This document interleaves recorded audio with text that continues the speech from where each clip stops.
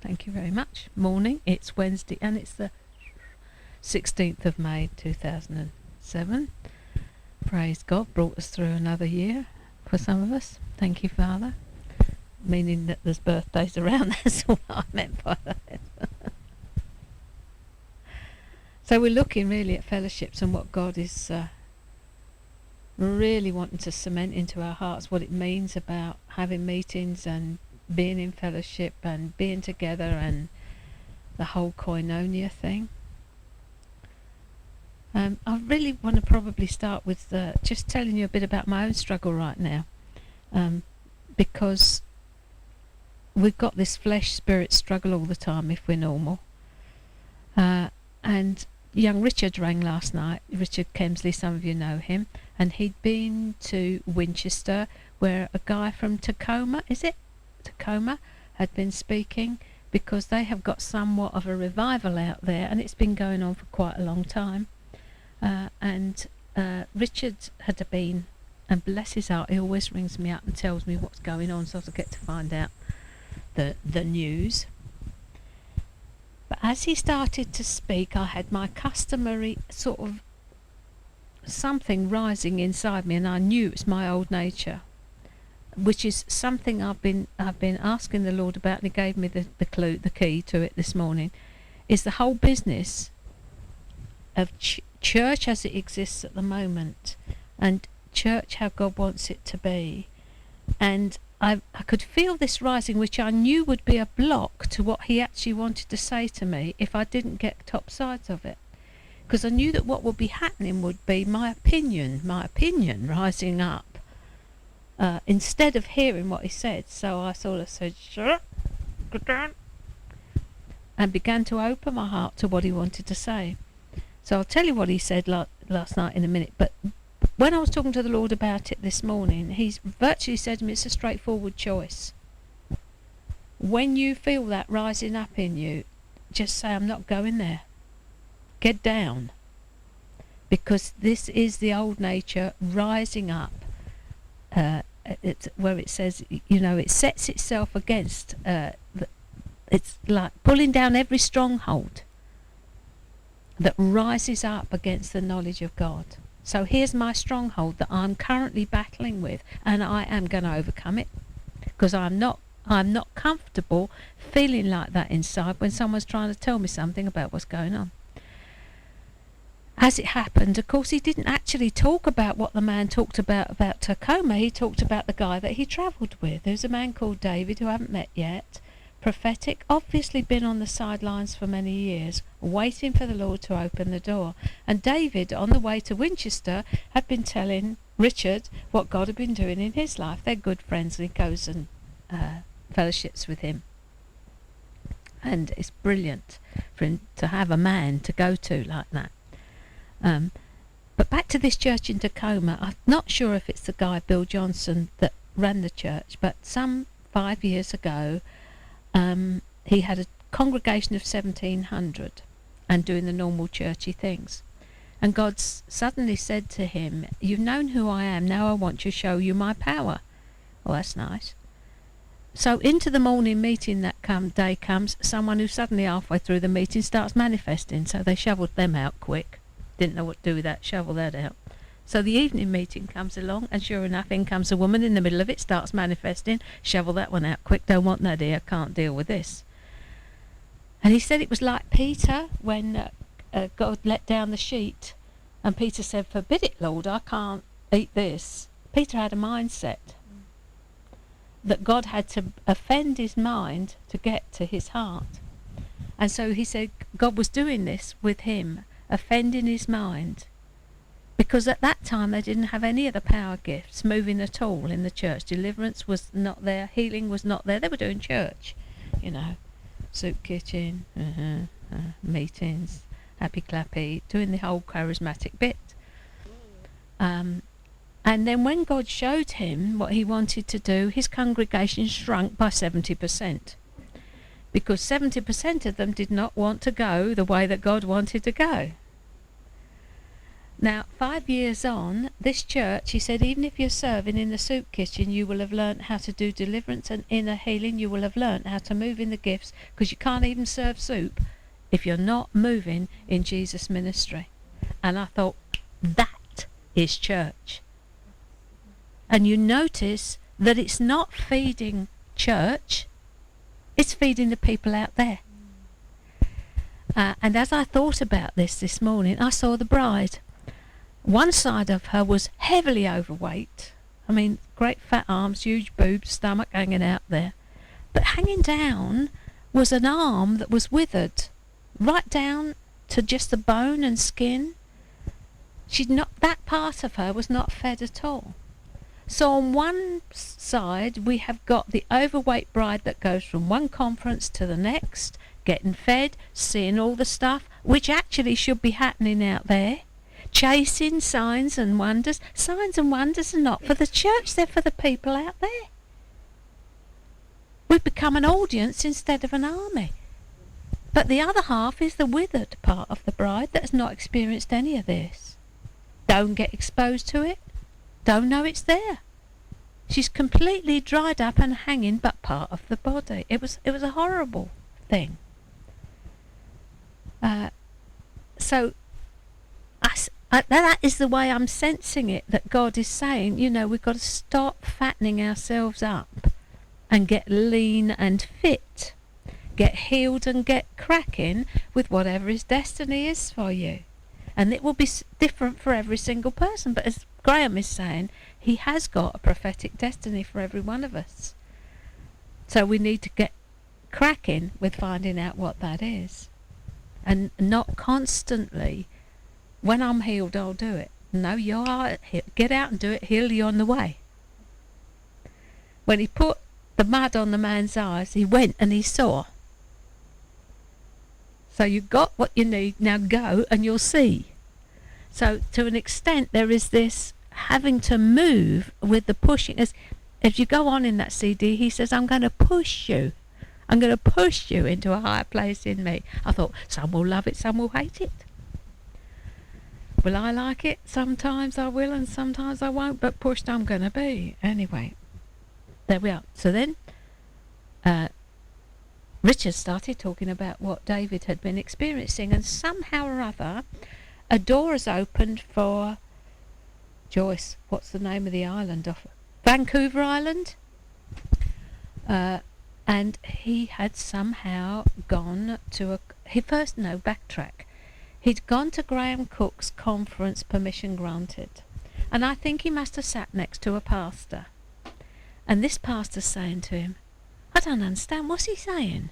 I can't understand what he's saying. What's he saying? What's he mean? So this David has the gift of being able to interpret what Graham is saying. Because Graham is coming from quite a high place.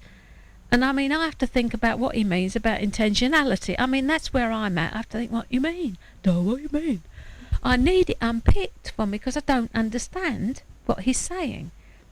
So this pastor was like that. So David starts telling him. Pastor says, you need to come to my church and do this.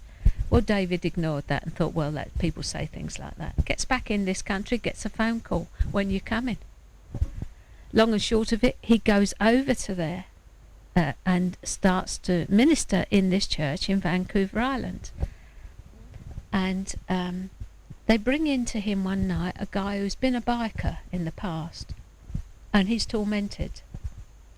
Tormented during the day, tormented at night. It's just So God says to him, someone's after him, says to David. So he said, someone's after you. Nah. Next thing is, you owe someone some money. Do you owe someone some money? Nah. You sure you don't owe someone some money? No. Oh yeah, wait a minute though. Wait a minute. Years ago, when I was a biker, I had to do a runner because I owed someone some money. And they put these funny symbols all over my bike. What we got? Hex. Curse. Spell. So, that's fine. Gets that dealt with. All of a sudden, starts getting a burning on his leg and a burning on his arm. God says, weapon. Have you ever carried a weapon? No. You sure you haven't ever covered getting harder, this hotter, this burning on leg and arm? No. There was a time when I had sort of like a knife down my sock and one under my armpit there, you know, just for safety. So, that's that then. So we confess that, get rid of that, that's fine. What was the third thing? There was another thing. Yeah. Have you ever killed anyone? No. Well, God says you couldn't have done anything else. At which point the bloke says, well, years ago, when I was a biker, this man had raped a prostitute and he was beating her up. And I was only little. And I took a hammer to him to get him off this woman. It was the only way. So God says to him, it was the only thing you could do. And Richard, I mean, was absolutely cock-a-hoop with all these things. But this is the way the prophetic will come into action, which is so important. Did you want to say something? No. No, you weren't waving at me. No. Oh!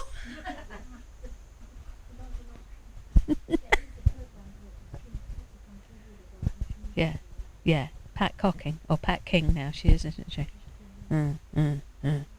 Yeah. You have to go as the Lord leads, where he leads you to go, and you don't go thinking this is a bright idea. Because when I heard what Richard was saying, I thought, don't tell me they're bringing it over here and now they want to make a carbon copy, because that was instinctively what I thought. So as I say, he didn't really speak too much about what the man from Tacoma said. He spoke about what actually David was saying and how the door was opening for David's ministry.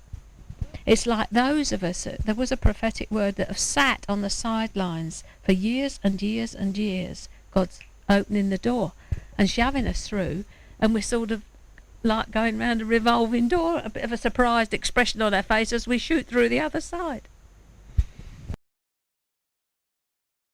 Anyway, so that's bringing me up to speed with what I've heard over the last 24 hours, which was absolutely brilliant. I mean, my heart sang.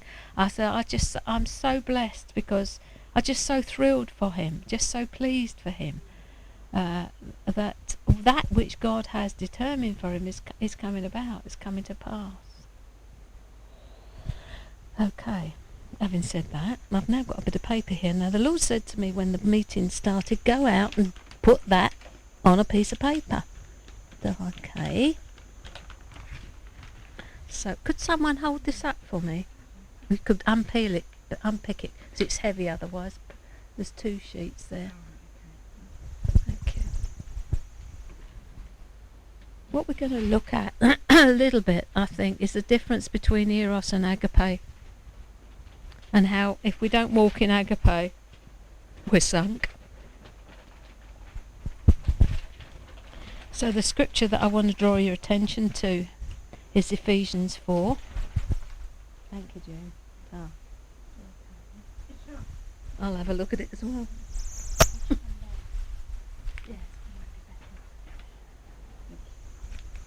That's it. I'll read this out for those that are going to listen on the CD. The sheet of paper with a line drawn across the middle, and underneath it is the word eros with an arrow turned back on itself, which indicates self-referential love. It's self-indulgent, and it's meet my needs. It's love with a hook.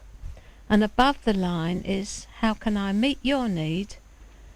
Agape prefers others. So what we're looking at is complete transformation of our minds, of our thinking, and the way we look at situations. Can you lift the other sheet up? There's something else underneath. I think it might go the other way, I'm not sure. Yeah, it does. Can't remember what I've done myself. Right. Now this was the word that the Lord actually gave me this morning. The law of re-relating. And this is the law of relating to people, things, money, children, family, circumstances, everything totally differently. And it's Romans 12:2. It's transformed thinking. Thank you, June. So essentially where we're going is to look at one of the kingdom laws, which is the law of re-relating to everything. There will be no personal transformation at all without our minds are renewed, Got my usual piece. I'm not going to say what it is on the CD, where my notes are. So have another thought. That's why I told you about what happened with me yesterday. That is part of my process of having my thinking transformed. I'm not going there, because that will minister death to me, going there. So I'm either ministering life or death to myself. I'm either ministering bondage or freedom to myself. There's no in between. So if I go the way of thinking negative thoughts about what Richard might be going to be telling me about church, and how am I going to control myself because the whole system makes me cross, I'm just going to be in stew, and I'm going to be deaf to hearing what he actually wants to hear, because what is rising up in me is my opinion. So now God has shown me the key is to shut. Can't say that on the thingy, can I? So unless our thinking falls into line with God's, we'll only ever have access to knowledge instead of wisdom. You can have a head full of knowledge, which will help you not at all, because it's the wisdom of God that you need. His ways are so much higher. He gave me a revelation of that between the kitchen and the lounge one day. My ways are not your ways, neither are my thoughts your thoughts. And I said, no, I know that, Lord. No, you don't know that. What I'm saying is my way of love. That's what that passage is talking about, is so much higher than your way of love. Your way of love, Beryl, is self-referential. In it, it's got me at the centre of it, and that is not pretty. And it's a process. You can't have prayer ministry for it. You can't have laying on of hands for an impartation of it. The thing has got to be put to death. It really is a cross at work in our lives, so that we no longer have just access to knowledge, but we have wisdom. I'm crying out for the Lord to show me the treasure in people. He's doing it. Because people can present to you things that are not pretty. And you think, stuff you. If you're in the natural, and you as well, mate. May you enjoy it. I wish you pleasure in it. That's when I'm having a carnal moment. But it's not the way that God sees things. So I'm having to say, Father, what's your perspective on this? And he will make sure that there are people around you when you start to embark on this that will get up your nostrils. They really will. I want to read the scripture that I'm coming to. It's Ephesians 4. And it's verse 22 and 23. And I liked it in the Amplified. Strip yourselves of your former nature. Put off and discard your old unrenewed self, which characterized your previous manner of life, and becomes corrupt through lusts and desires that spring from delusion. And be constantly renewed. Constantly, this is ongoing, it's not just a once-off. In the spirit of your mind, having a fresh mental and spiritual attitude. And verse 24, and put on the new nature, the regenerate self, created in God's image, godlike in true righteousness and holiness. Graham would say, can I have a carnal moment, Lord? You know, we can have a carnal moment and indulge our fleshly desires, but I tell you, you won't enjoy it. The further you go on, I have a right to speak, and I'm just going to say this because nobody ever listened to me when I was a child, and I never had the chance to say it. You might get a momentary pleasure at saying what you felt you needed to say. But it ain't coming out of your new nature. It's coming straight out of your old. It's coming out of a well of resentment and bitterness that you were never enabled to speak when you were young. It's got to be discarded, because only poison is coming out. The poison of asps is under their tongue. It's only poison that is coming out from a well like that. You've got to say, look at this bottle and think, it's no good. I'm not drinking from that. It's marked poison.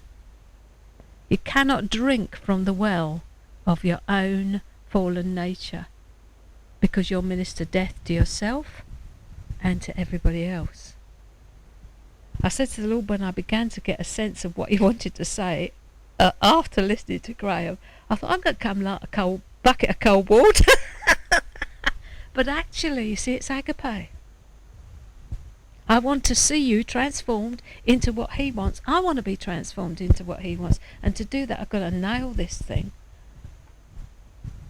You know, and it's choices. We cannot say that we don't have a choice, because, as Anne said, free will was what Adam was given in the garden. It's a name for nothing. The prayer of relinquishment is the greatest prayer you can ever pray. To relinquish that which you think you are holding but is actually holding you. If there's anything that you can't let go of, and this is where the law of re-relating comes in, whatever it is, it's got you, you haven't got it. You think that you are holding on to it because you need it, but actually it's got you in a grip like iron. And you let go of it and you come into freedom. So whatever it is, money, children, family, parents, houses, possessions, I don't care, you put your own thingy in the space. Whatever it is, just ask the Lord, what's holding me? What has me that I think I've got? You can't go through the squeezed place that Jesus will take you through to bring you into freedom carrying anything at all. It's just you and him going through that little space. And there's a lot of it going on right now. I had a young lad on the phone yesterday and I handled it extremely badly. I realised afterwards I should have said to him, I'll pray about it and come back to you. I'm learning. Because he told me such a sorry tale. He'd been getting all these words and everything was falling apart, and he got all these words that God was going to give him the desires of his heart and all this and that and the next thing, and everything was going absolutely pear-shaped. And I suppose all I can do is hold on in faith to those scriptures. So I said, don't do that, darling. All you're doing is setting yourself up for disappointment. Because what was actually happening was he had an agenda that he wanted God to fulfill, and these scriptures for him substantiated the agenda he wanted to fulfill. He wanted a girlie, a particular girlie, and she's a lot younger than him, like 20 years, and he came and talked to me about it, and I thought, why have you got to... I said, why don't you go and see her parents first and approach them before you do anything? Ask them how they would feel if you asked their daughter out. Well, that was some weeks ago, but apparently, as I understand it, this advice came from several directions. So eventually he went to the mother, who pondered a couple of days, and he's not sure whether she went and asked the girlie or what, but the answer came back, you're too old. God said he was going to give me the desires of my heart. I'm so angry with him.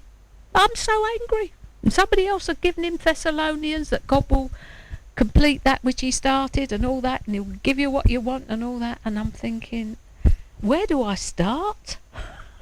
I actually said to him, where do I start? I said, when I spoke to you before, I felt your theology was so upside down because it's all charismatic. It's like if I hang on to this promise, God's got to do it. And I don't know where to start to tell you that you know you're going wrong. And of course what I should have done, in hindsight, perfect science, was to have said, I'll pray about it and I'll come back to you. In the end, I prayed for him, and what God showed me was that he had a bullet of rejection that went way, way, way, way back. I could see this bullet. And I asked the Lord to just remove it, pull it out, heal him up. And of course what he was kicking into was the rejection issue. He actually was displaying rejection. At the end, don't ask me what. God's so marvellous. I bumble along, and he ended up laughing. So I have no idea what, but it was okay. He's gone off with a smile on his face. But these... lost where I'm going to go.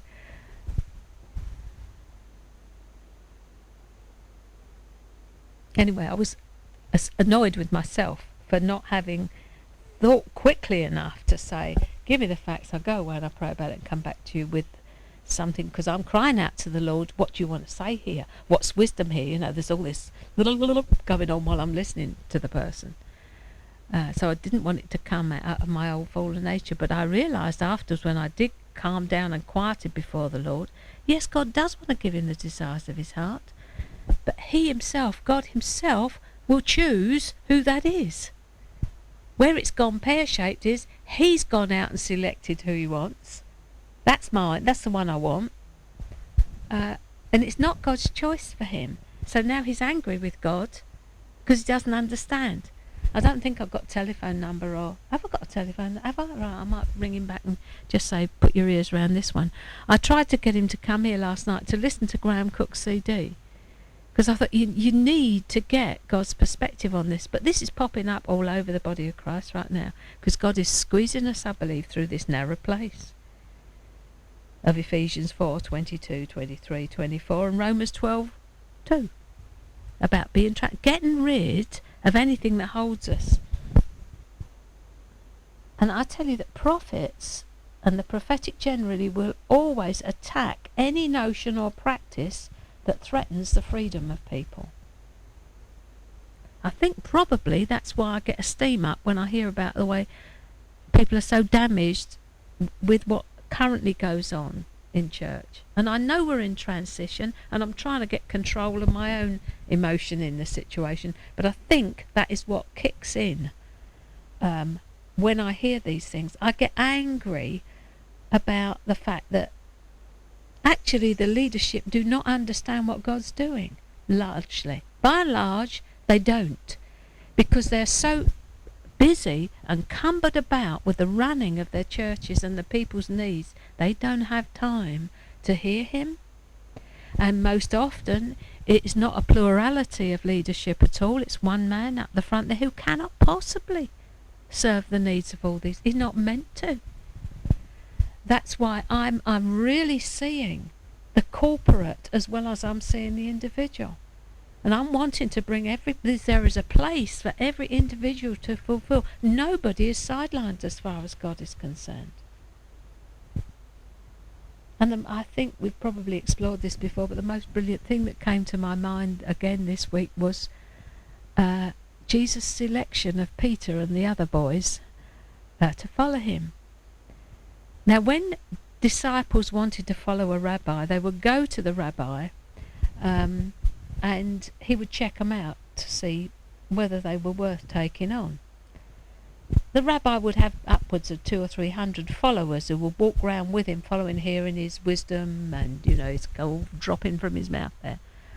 But he'd have a little circle of 10 or 12 who he would specially bring along because he could see that what he was teaching they would retain.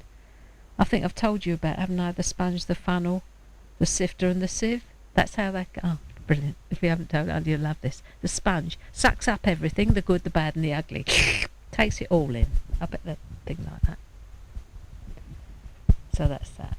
The funnel, open at one end, put it all in, wonderful stuff, drop straight out the bottom. Come back to you next week. What did you hear last week? What? Oh, gone. Drop straight through the hole in the middle. That's okay, that's one. The sifter sifts out all the lumps and keeps those, my word. All the unnecessary, did Paul have a wife? If he did, was he celibate? Was this, how old was he? All these unnecessary bits of trivia. Hold on to all that. Let's all the good stuff go. But the sifter sifts out the fine flour and ditches the stuff that's no good. So you're looking for sifters. Ones that will hear the word, understand it, retain it, and guess what? Be able to pass it on to others. You're not looking for a sponge, a funnel or a sieve. So this is the way the rabbis chose them. And if they were no good, they'd say, boy, go back and join your father's business. So they would send them back. These boys were fishing. They've been sent back. Because as far as the rabbis were concerned, they were not the stuff they were looking for. So Jesus strolls along the beach one morning, sees these boys, follow me. He's chosen the unlearned. What was it in Acts? They wist that these unlearned fishermen had been with Jesus. They figured it. They saw it.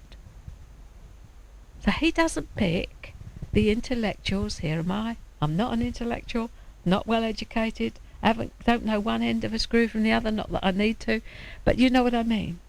And Jesus comes along and says, you're just what I want, June.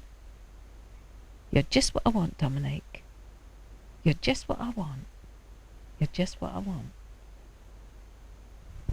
Because you're not educated up to the eyebrows. You haven't got loads of ideas, but you're just what I want. I can do something with this. God doesn't look the way we do.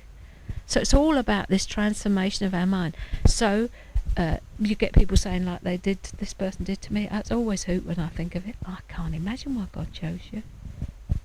I really can't understand that at all. I said, neither can I. It's brilliant, isn't it? I just, he must have been out of his mind, really. Yeah, well, why didn't he choose me, was what he was saying. But, well, maybe it's because your head couldn't get in through the door. Perhaps that's what it was. Anyway, there we are. That's neither here nor there. I mean, no rancour there. That's just an observation. So it's all about being transformed through the renewing of our minds, because if you ask him, he will show you how he sees a situation. But you have to be prepared to lay down your preconceived ideas, like I did last night. I mean, I had a wrestling match for about 2 seconds flat. I thought, I'm going to get control of this thing, shut up. It's real. The fallen nature is voracious, and it's got a bite to it, if any of you have got one. And the victory begins to come when you recognise it. When you think, hey up, that's not Jesus rising up there. You can feel it. I can. If it starts from here, it comes up. And I'm thinking, get down. A good job to have is mine if you want to get your old nature dealt with. You get provoked right, left and centre. You get good training for keeping it quiet. But obviously there is a bit more provocation that needs to come yet to kill this thing off completely.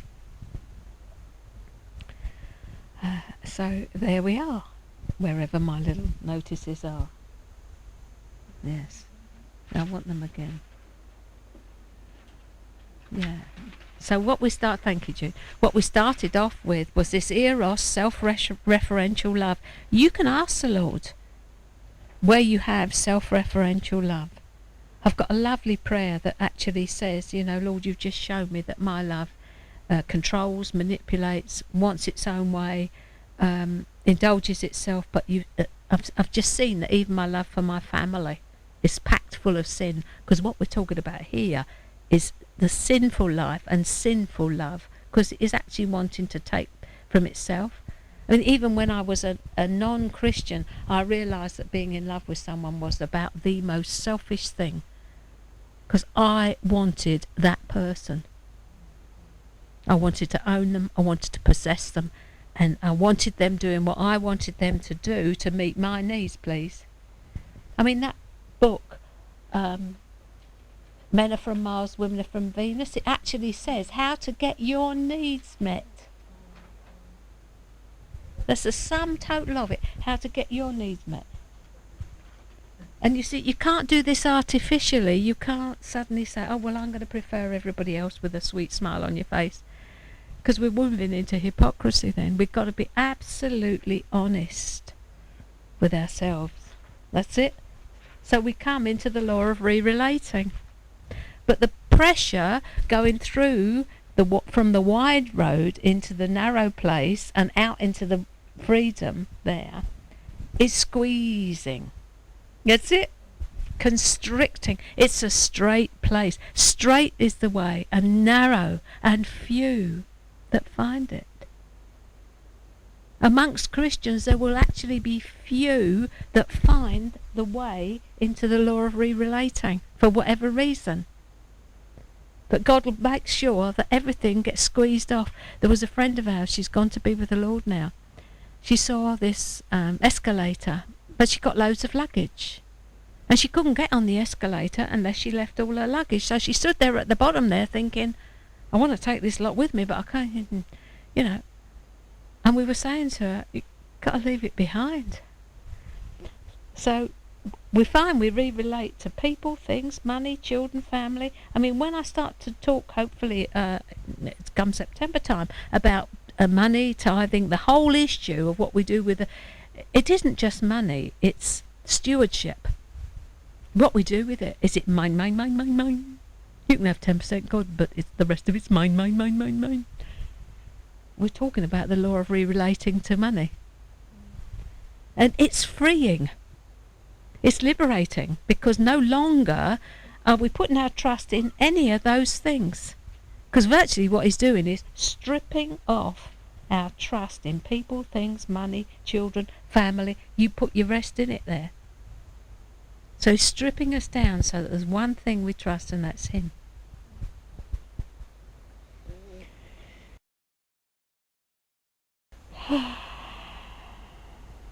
So prophets always attack any notion or practice that threatens the freedom of people. And these things are bondage. Because when you pop out the other end, you are free to love people, have things without strings. Don't stick to your fingers like Punchinello. The dots drop off. Nothing is going to hold us. We're then absolutely free when we love not our lives to the death. That's the last thing to go, is actually relinquishing your right to your life and saying, Lord, whatever you do with it, it's up to you. You're in a place then of absolute safety. Not there yet. Me, that is. But you're in a place of absolute safety, because no longer does anything have a hold. Sickness won't frighten you. Illness won't frighten you, because you're not holding on to this life. That is a bondage, trying to hold on to it. Our first recourse, and I can't speak on this with authority because I'm not there yet, is to go to the Lord with anything that is wrong with our bodies. I want to get there, because I think that the healing is in the atonement. In fact, he showed me the other day a picture, I might have said to you, of his hands nailed to the cross, and on through where the nail went through the middle was a little piece of paper, a little square. And I knew that was all my sicknesses were nailed to the cross on that bit of paper. Healing is in the atonement. But in order to receive it, we have to expect it, receive it. We've got to receive it. We've got to look for that first. I mean, there have been various bits and pieces of me that have malfunctioned. Some of you know that a couple of 3-4 years ago, I had a very bad left hip. It was sore. I couldn't lay in bed. I couldn't walk about. I couldn't move. I'd get up, groan and grumble. God said, I'm going to heal you. 6 months, year later, done. Didn't go anywhere about it. He's healed me. And it was a result, I remember now, it's reminding me, of a damage that was done when I was about 15. I was playing tennis. I did like to play tennis with the guys because they hit the ball nice and hard and I could give it a wallop. And my foot stuck on the tarmac, but the rest of my body swiveled. So the whole ball joint was like, and it was so painful. And then some years later, when I started to ride a horse, of course, that same action again of the leg being turned outwards, adduction, isn't it, away from, or abduction, I'm not sure which way it is. Anyway, it was outwards, and that caused pain there. And of course, there it came in again a bit later on. And then there was the business with my knee, and I walked round the whole orchard the other day without anything, I was so thrilled, completely pain-free, like a 20-year-old going round there. But here's my first recourse. If he then says to me, go to the doctor, I'll go. But my trust isn't in the doctor, it's in him, for him to tell me. I mean, I've got this precious thing in my eyes, which I really, really would like to see the back of. So I'm declaring the Lord's my healer. I'm taking these drops in my eyes once a day, which I bless. If you're taking any medication, for goodness sake, bless it. Sanctify it to your use, because otherwise you get dollops of stuff that you don't require, you know. But I'm not advocating that anybody stops taking medicines. Please don't hear what I'm saying. We're on a progression into the heart of God to see what He's done for us in the atonement. Anyway, that would be that then. Thank you for listening. God bless.